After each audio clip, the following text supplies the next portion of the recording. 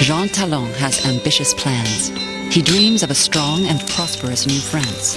The projects he launches give new hope to the old pioneers, the Jesuit Le Mercier and Marie de l'Incarnation. He is having a covered market built in Quebec and a brewery and a tannery because of the great number of animals in this country. These industries have never been attempted before in Canada, but if they succeed, they will greatly reduce the enormous expense of having everything brought over from France. And they will provide the makings of a great country that in time will make the merchants rich. If the course of events in the future corresponds to that of the past 2 years, we will no longer recognize Canada and shall see our forest changing into towns and provinces, which may someday resemble those of France. But the colony is desperately short of workers. Pierre Boucher, who came to Canada as a young servant, is now a merchant and a seigneur looking for employees of his own. All poor people would be better off here than in France, provided they are not lazy. They will not lack for work, and they will not be able to say, as they do in France, that they have to scrounge for a living, because no one has work for them. Most of the men who come to New France are engagés, indentured servants. An employer, a farmer, a religious order, or a merchant, pays for their transportation from France.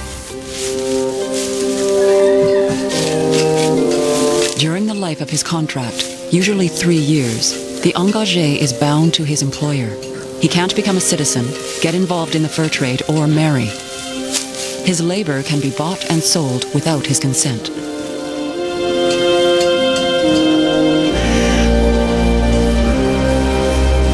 Discipline is harsh.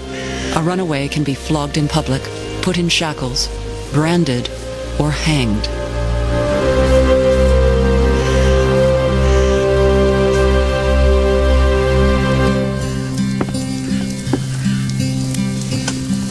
During Talon's regime, about 1,000 engagés come to New France.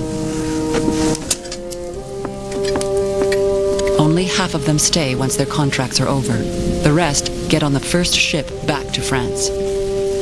Talon and Colbert try to stop the exodus.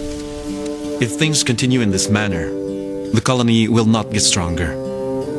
Despite the trouble you have taken to increase the population, many people have gone back this year. His Majesty believes that this is extremely disruptive, and he therefore forbids that any Frenchman be allowed to return to his kingdom unless those who seek permission to do so have a wife and children and considerable property in the colony.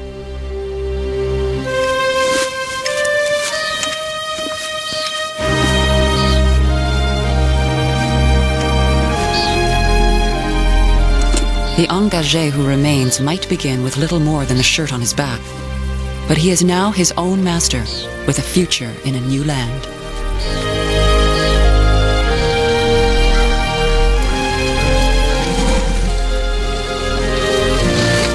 "15,000 French people came to New France between 1608 and the end of the century. Only 3,400 remained here. They are the pioneers of Canada." There are a great number of poor folk in this country.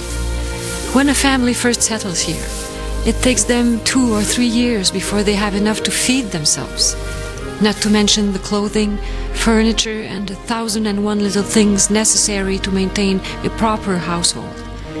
But after these difficulties are past, they are able to live more comfortably, and if they manage their affairs well, they can in time become wealthy, or at least as wealthy as is possible in such a new country. In 1672, New France's brief run of good fortune seems about to end.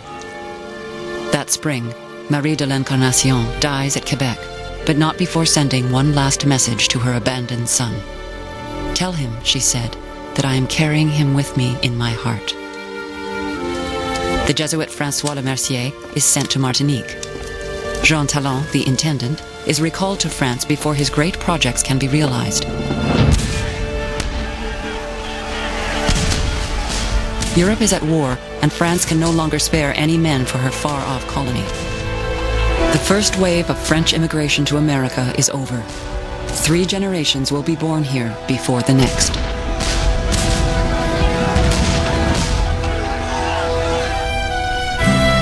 But they turn out to be enough for the little colony on the St. Lawrence. There are only 4,000 Canadiens, but they have established a solid foothold in the New World. Pierre Boucher and Charles Le Moyne, the soldiers and the filles du roi, all have found their home. Now they will embark on a great adventure, the conquest of a continent.